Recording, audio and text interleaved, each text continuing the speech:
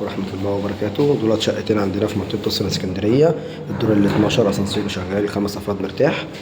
الدور شقتين للبيع، تشطيب اول ساكن. كل شقة 3 اوض وريسبشن. كل شقة في عداد كهرباء وعداد مية والغاز موجود في العمارة على التوصيل. ده عندنا كده النموذج الناصية، وده النموذج اللي جنبيها الواجهة. دي 3 وريسبشن ودي 3 وريسبشن. دي كده عندنا ريسبشن ما شاء الله عليه، قطعتين مرتاح، تشطيب اول ساكن زي ما احنا شايفين كده.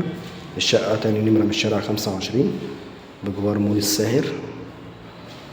كده عندنا شباك ألموتين اهوت على الشارع زي ما احنا شايفين كده. 25 تاني نمرة من العمومي.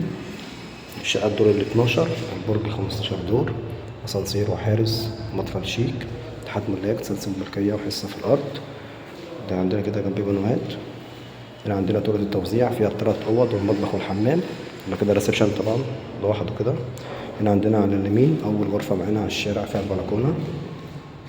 البلكونة ما شاء الله أوضة كبيرة 4 في 3.5. طرقة توزيع الشقة كلها جبسن بورد. الشقة هاوية ومشمسة، واجهة بحرية غير مجروحة خالص زي ما احنا شايفين. دي بلكونة معانا على الشارع طبعا مش مجروحة خالص. شقة واجهة بحرية مش مجروحة تماما.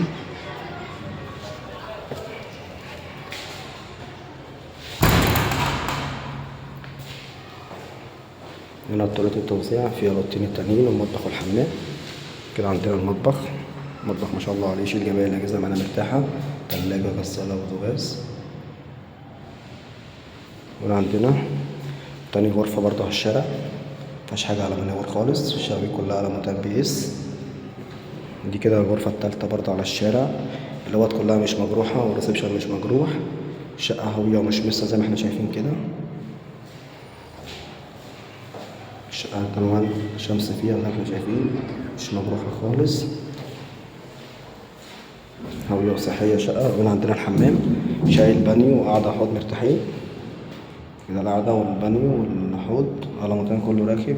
شقة تشطيب أول ساكن، في عدة مياه وعدة كهرباء والغاز على التوصيل. ربنا يبارك لصاحب النصيب إن شاء الله. النموذج اللي جنبيه برضو اللي واجهة هنصوره دلوقتي. الشقتين أحلى من بعض. ربنا يبارك لصاحب النصيب إن شاء الله. السلام عليكم ورحمة الله وبركاته.